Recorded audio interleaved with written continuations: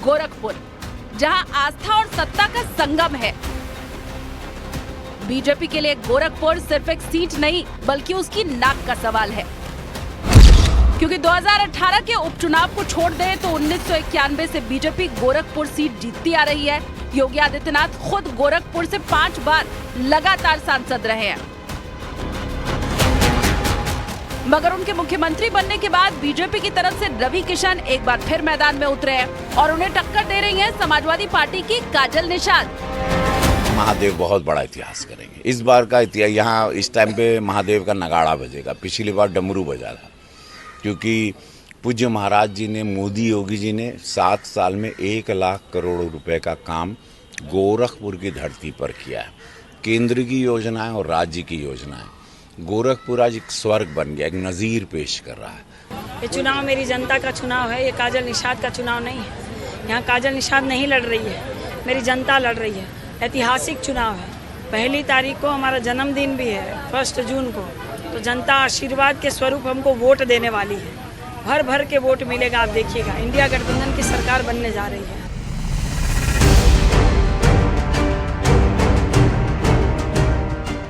गोरखपुर के गोरखनाथ मठ का पूर्वी उत्तर प्रदेश में तगड़ा दबदबा है। उसी मठ के प्रमुख योगी आदित्यनाथ हैं, जो उत्तर प्रदेश की सत्ता संभालने के पहले तक संसद में गोरखपुर का प्रतिनिधित्व करते रहे।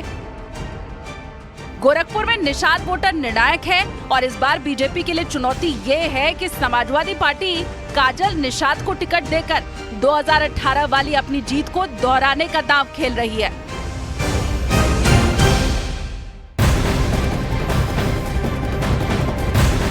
और उत्तर प्रदेश के गोरखपुर के बाद अब बिहार की राजधानी पटना की बात करते हैं। पटना साहिब से बीजेपी कैंडिडेट रविशंकर प्रसाद ने इस बार बहुत बड़े मार्जिन से जीत का दावा किया। उन्होंने कहा कि इस बार मोदी सरकार 400 से ज्यादा सीट जीतकर सत्ता में फिर से वापसी करेगी। पटना साहिब से एनडीए के उम्मीदवार रविशंकर प्रसाद हमारे साथ मौजूद हैं। रविशंकर जी, लगातार आप घूम रहे हैं, क्षेत्र में जा रहे हैं। इस बार जीत का मार्जिन क्या होगा? ये हमारे विधायक और जनता ने तय किया है। शत्रुघ्न सिन्हा जी को मैंने 2,90,000 वोट से हराया। इस बार उन्होंने कहा है 4 लाख के पार। बाकी जनता आशीर्वाद देगी। देश भर में कितनी सीटें आएंगी बीजेपी की? 400 के पार तो तय है ना, तो 4 उनकी। देखिए, एक छोटी मोटी बात आप समझिए, नरेंद्र मोदी जी का हर क्षेत्र में एक बहुत बड़ा साइलेंट सपोर्ट बेस है। महिलाओं का, अति पिछड़ों का, गरीबों का, एंटरप्रेन्योर्स का, आईटी प्रोफेशनल का, स्टार्टअप का, किसानों का, दीदियाँ, चाहे हमारे वो जीविका दीदी हों या लखपति दीदी हों या जिनकी तमन्ना हो, ये सब मोदी जी के साथ हैं। तो रिजल्ट आश्चर्यजनक होंगे और 400 के पार निश्चित होंगे। मोदी जी आए थे जब विक्रम में, तो उन्होंने मनेर के लड्डू का जिक्र किया था। तो आप क्या मनेर के लड्डू का ऑर्डर दिए हैं या फिर पटना साहिब के खुरचन का ऑर्डर दिए हैं 4 तारीख के बाद? खुरचन मेरा बहुत प्रिय मिठाई है, बचपन से पसंद करता हूँ, तो वो तो आएगा ही। सिलाव का खाजा क्यों नहीं आएगा? काला जामुन क्यों नहीं आएगा?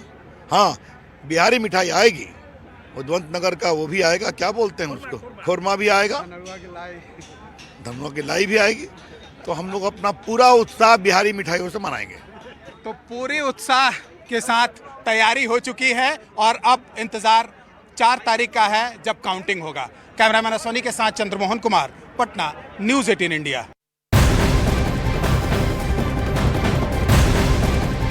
और मॉर्निंग प्राइम में अब जरा बात कांग्रेस नेता शशि थरूर की करते हैं। शशि थरूर ने इंडिया गठबंधन की सरकार बनने पर आतंकवाद से निपटने के लिए बनाए गए यूएपीए कानून को खत्म करने का ऐलान कर दिया। उन्होंने यूएपीए कानून को संविधान के खिलाफ और लोगों की आजादी का दम घोंटने वाला बतला दिया।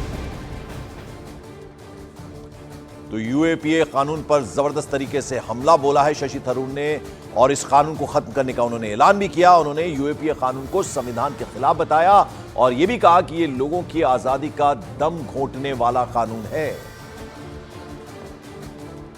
UAPA was a law the UPA had brought in, but they have amended it in such a way that the government can declare anybody to be a suspected terrorist. We believe this is absolutely wrong. We want to preserve the constitutional integrity of the country by ensuring that many provisions of these anti-people laws that abridge the rights and freedoms of Indian citizens are removed, so our rights and freedoms are back. Delhi की मंत्री और आम आदमी party की